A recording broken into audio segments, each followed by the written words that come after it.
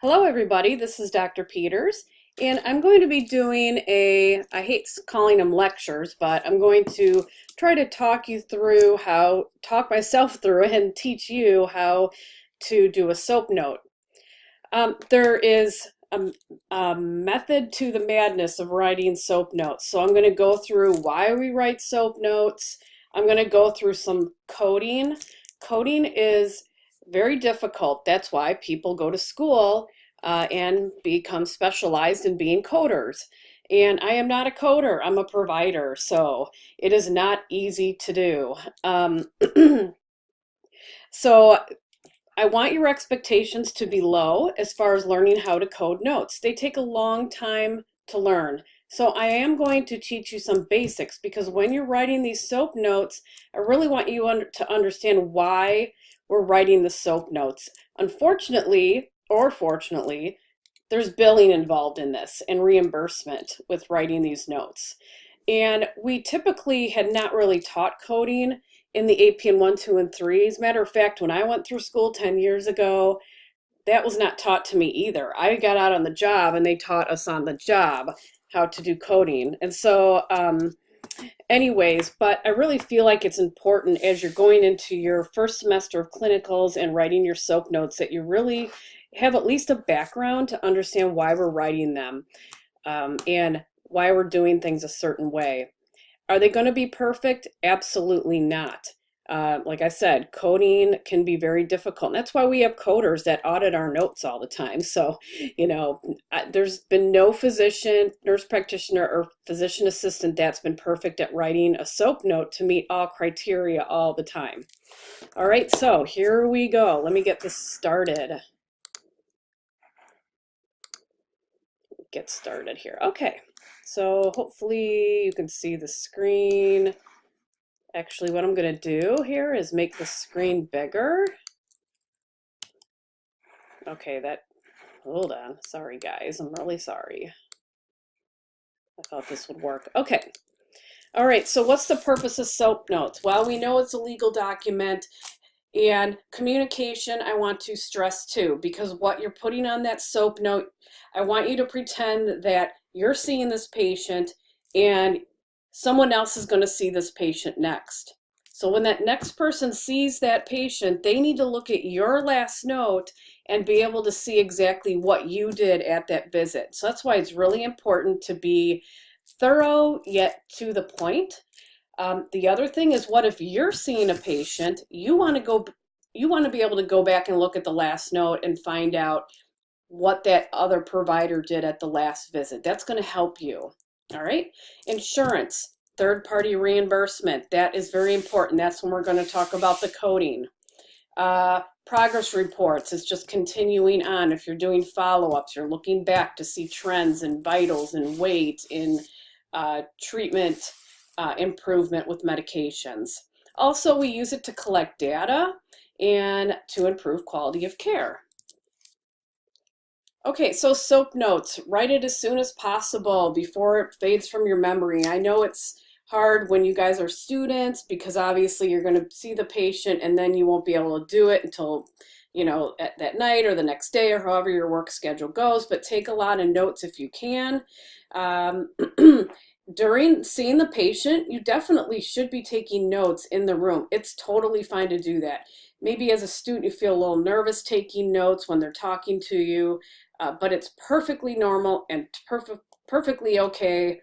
I've been a nurse practitioner for 11 years and I take notes every single visit, every time. So it's very important to do that. When you're writing your notes, they should be organized and chronological. This is where I say when you're writing a SOAP note, bullet points are awesome.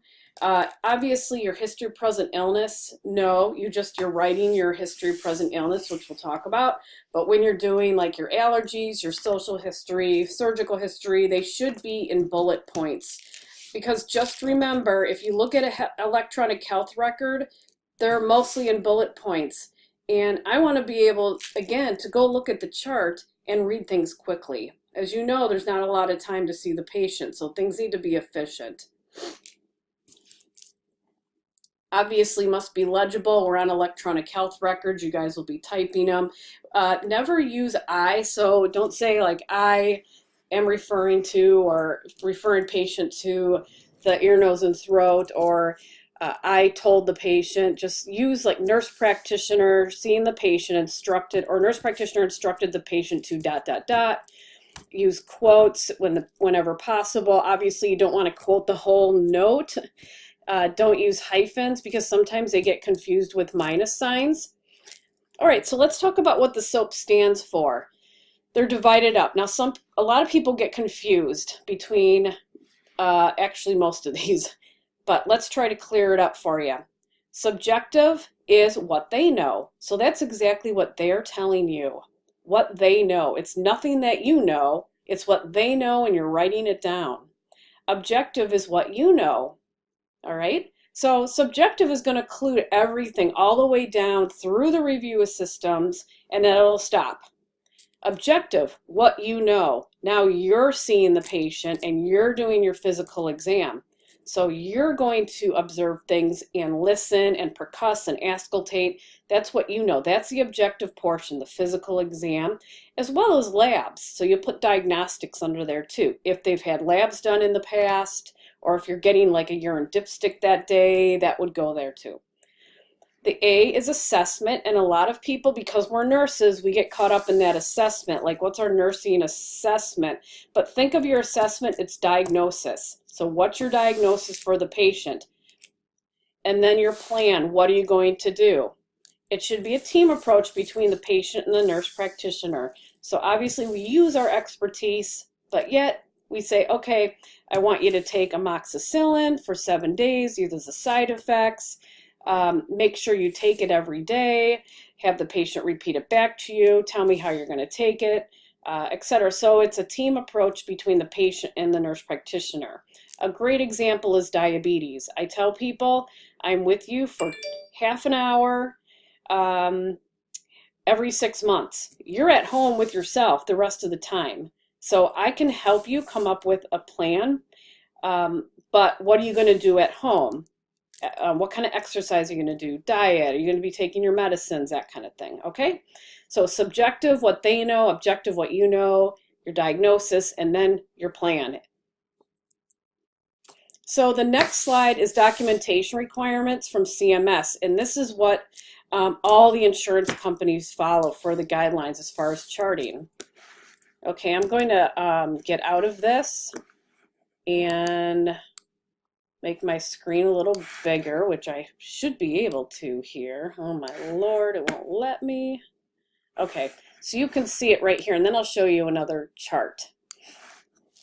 And the reason why I have a white background is that I'm going to go ahead and post this as a PowerPoint, not a PDF. So you can print it out and you can change the background to all white, whatever you guys want to do with it. Just don't change the content I have in the slides. Okay, so first of all, let's look at this, and I want to study this a little bit. This is the type of history, meaning the HPI, okay, right here. So type of history. So what kind of appointment is this going to be? Problem focused, expanded problem focused, detailed, or comprehensive?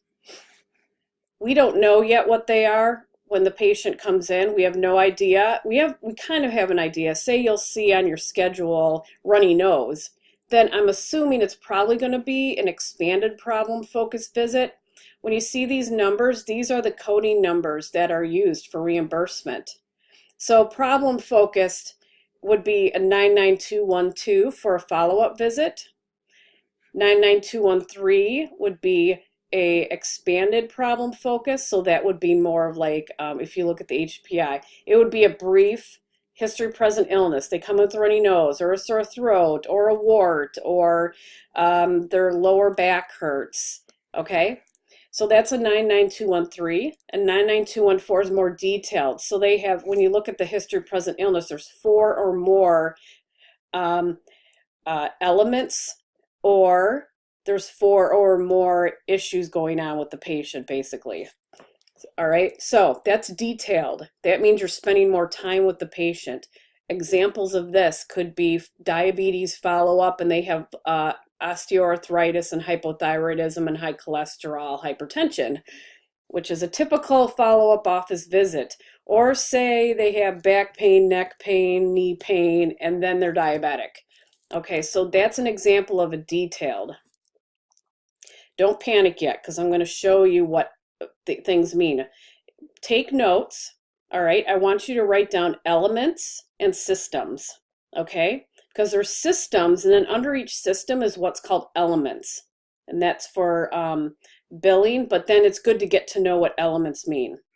Then we have comprehensive, which I rarely do comprehensive, unless I'm doing like pre-op visits. That's more extensive. So your notes are going to be not a 99212 up here. I just didn't write that in. Do not use this problem focused for your notes. That would be way too brief. Problem focused would be more like someone comes in and says, look at my mole and it looks fine, goodbye. You're not doing anything. So that's not the type of notes we want you writing, and it's rarely ever done in practice anyways. You're going to be writing these types of notes here, the 99213 and 99214. One other thing I want you to understand is when you see 99213 and 99214, that the 1 makes it a follow-up visit. If it has 0, anything 99203, 99204, that's a new patient visit. So I'll show you a table in a second. Okay, so I want you to focus on these two middle ones here. So what this means is, let's just take this. The patient comes in with the cold. All right, the history present illness, Medicare or other insurance companies are saying the history present illness is brief. So you're going to use your old carts, okay, with one of the systems, meaning like if they come in with a sore throat, you're going to do the ear, nose, and throat. That's, to me, one system, okay? Your review of systems, remember that's still what the patient's telling you. This means anything else that you missed, perhaps in the HPI, that could add to this issue. For your SOAP notes, write this down. You have to do cardiac and respiratory for any note, any problem, any narrow focused, etc. So always do that for your review of systems and over here for your physical exam. All right, so this is one system, meaning ear, nose, and throat. Physical exam, you need to have at least 6 elements in one or more organ system. And this is where I'm going to show you what these elements are. When you're writing your notes as students, you are more thorough. So again, I don't want you to get obsessed about this table here, because I know you guys are going to be thorough and probably use more systems than maybe would be required for an office visit. But I want to give you a background of this to say, hey, this is why we're doing what we're doing. Okay, because we see a patient with a cold, all right, and let's just say I do one system here. I'll do like the throat, do a brief one of this, and then say I miss an organ system on here and I code it this. If I get audited on that, they're going to say that I over coded on it because I didn't include this. It was missing. So the insurance will say, no, I'm not going to count that as a level 3. A level 3 equals money, okay? A level 2 is money, not as much money. Level 4 is more money as far as being reimbursed. All right, so I hope that makes sense to you a little bit. Okay, so I want to show you a table here. Let's move it over. I'll make it a little bigger. Okay. So I'm going to link this also. This is from the American Academy of Family Physicians.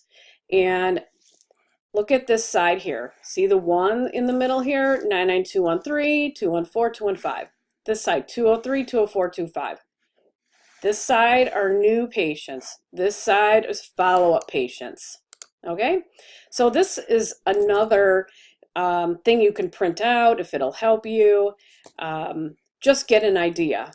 of why or what needs to be coded for what level. So again, let's go to this 99213. Now this one says it can have 2 or more self-limited problems, 1 stable, or an acute uncomplicated illness. So either one of those will be your problem, all right? But you need to code the history, 1 to 3 elements, any pertinent review of systems, but including your cardiac and respiratory. And then your physical exam is going to be expanded problem focus. That means you're going to definitely choose the systems that pertain to the problem they're coming in with, but you're going to also include your cardiac and respiratory no matter what. Your 99214, same thing, but it's 3 chronic stable illnesses, 2 plus or more chronic stable. You see how confusing this could be? So again, I don't expect you to know this.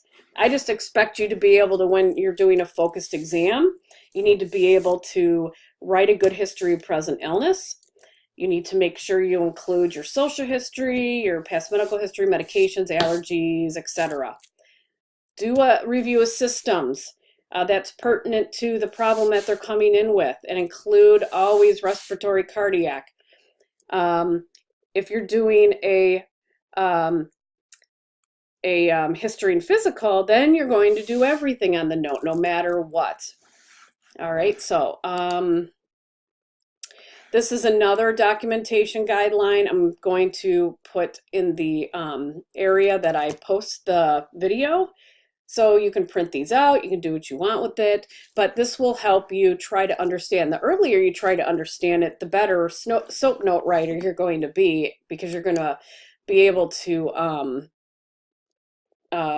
make sure that you're documenting the accurate stuff. Here's another thing I'm going to put in, and this is actually like a decision tool, so it's actually kind of cool because this does the work for you. All right, so history, present illness. You have 1 to 3 elements, let's just say. Now, let me go over elements now, since I didn't talk about elements. Elements are parts of each thing. So old carts. So O, onset, location, duration. That's 3 elements right there. All right. C, characterizing factors, aggravating factors. That's another 2. So that's 5 elements. So do you have 1 to 3 elements or 4 or more elements? Most of us do 4 or more. So I'm going to put in 4 because I'm going to do the whole old carts.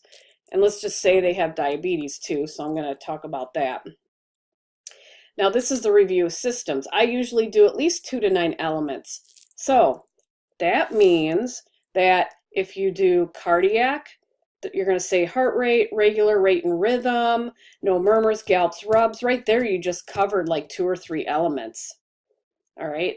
And if you do GI, abdomen soft, no bruits heard, bowel sounds in all 4 quadrants, no masses felt, no hepatosplenomegaly. You just covered probably like 4 or 5 elements. So that's what elements are. A system is a system, but there's elements under each system. So what they're looking for are elements. And we always put 2 or more elements for family, past, social history. The exam, I'm going to do 6 to 11 elements because I'm sure I covered multiple elements under the systems I needed to, because as nurse practitioners, we are very thorough, right? And let's say with this patient that I sent this patient for, actually, let's say I ordered an antibiotic for this patient and some Mucinex, did a rapid strep. So I'm going to put that I did multiple management options. We did a lot of teaching. All right, number of diagnoses. So let's just say I did 2 diagnoses on this. And then the complications, so let's just say it's low because they just have a cold. So now I'm going to calculate the result. It's going to tell me down here, based on all of these things I've done, it's a level 99213. Okay, so I like this a lot because, again, it can be very confusing on the other stuff. So, all right, so now that you have a little background on that, I am going to stop this. This will be the little coding portion, and then I'm going to start up and just go through the subjective, objective, and that kind of stuff. So, all right, I'll see you in a little bit.